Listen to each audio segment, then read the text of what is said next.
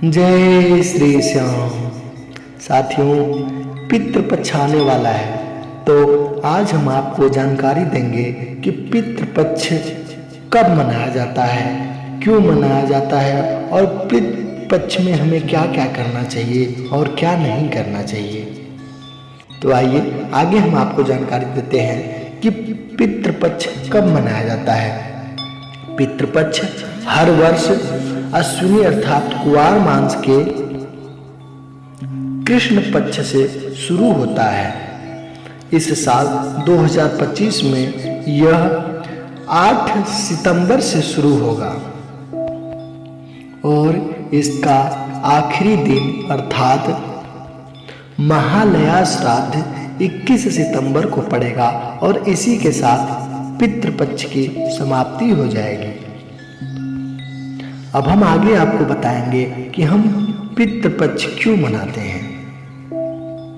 पितृपक्ष को श्राद्ध पक्ष के नाम से भी जाना जाता है। श्राद्ध का शाब्दिक अर्थ है श्रद्धा, अर्थात हमारी श्रद्धा हमारे पितरों के लिए।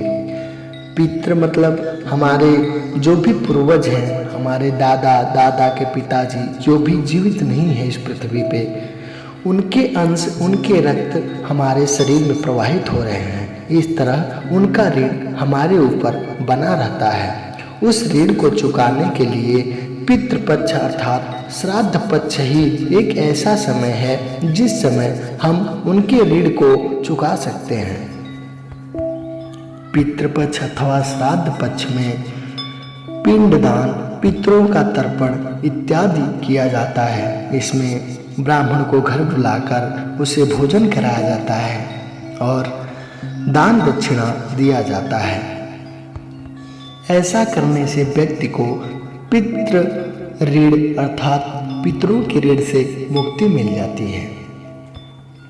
जब भी हम किसी भी दिन पितरों को तर्पण दें तो वह समय 12 बजे के बाद का होना चाहिए, अर्थात दिन में 12 बजे के बाद हम पितरों को तर्पण दे सकते हैं। अब हम पितरों को तर्पण कैसे देते हैं इसका तरीका आपको आगे बताते हैं। सर्वप्रथम एक तांबे अथवा पीतल का बड़ी सा परात ले लें, उसमें पानी डालें, गंगा जल डालें और उसमें काली तिल डालें। उसके साथ साथ एक खाली जल पात्र भी अपने पास रखें। अपने दोनों हाथों का अंजलि बनाकर दोनों अंगूठों को आपस में सटाते हुए तथा दोनों तर्जनी अंगुली को आपस में सटाकर जिस जल में आपने तिल डाल रखा है उसी जल को हाथ में अपने अंजलि में भर के उसी अंगूठे की तरफ खाली वाले पात्र में जल को गिराएं। हर पितर के नाम पे अर्थात जितने पितर के नाम पे आप तर्पण देना चाहते हैं, हर पितर के नाम पे उनको ध्यान करते हुए 3 बार खाली पात्र में जल को भरे पात्र से लेकर गिराएं। तत्पश्चात पितृपक्ष के दौरान किसी दिन किसी ब्राह्मण को बुलाकर उसका पैर हाथ धुलाकर उसे भोजन कराएं और उसे भोजन कराने से पहले पंचबली अर्थात गाय, कुत्ता, कौवा, चींटी और देव के लिए श्राद्ध अर्थात जो भी भोजन बना है अवश्य निकालें और इनके नाम पर निकालते हुए अपने पितरों को याद करें। तत्पश्चात ब्राह्मण को भोजन खिलाकर उन्हें दक्षिणा देकर उनकी विदाई करें। तर्पण के बाद जो भी तर्पण का जल होता है उसे बरगद या पीपल के वृक्ष के नीचे डाल दें। अब हम आपको बताएंगे कि तर्पण के समय हमें किस मंत्र का जाप करना चाहिए। पितरों को तर्पण देने के 2 मंत्र हैं।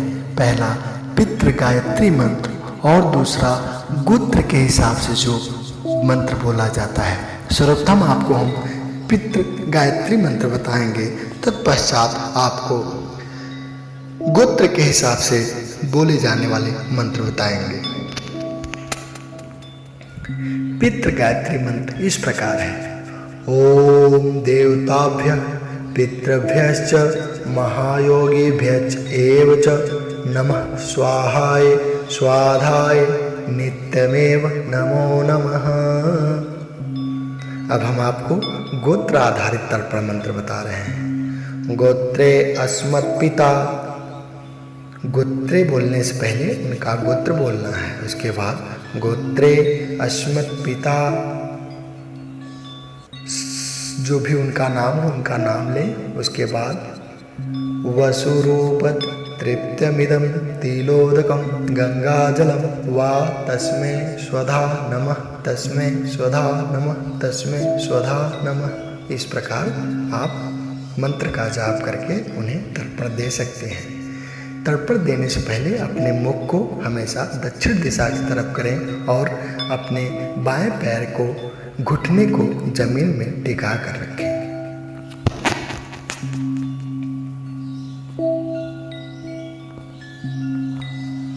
ध्यान रहे, हर तर्पण देते समय हमें आंखें बंद करके हमें उस पितर का ध्यान करना है जिसके लिए हम उसे तर्पण दे रहे हैं। ओम श्री पित्राय नमः। ओम श्री जय श्री खाटू श्याम महाराज।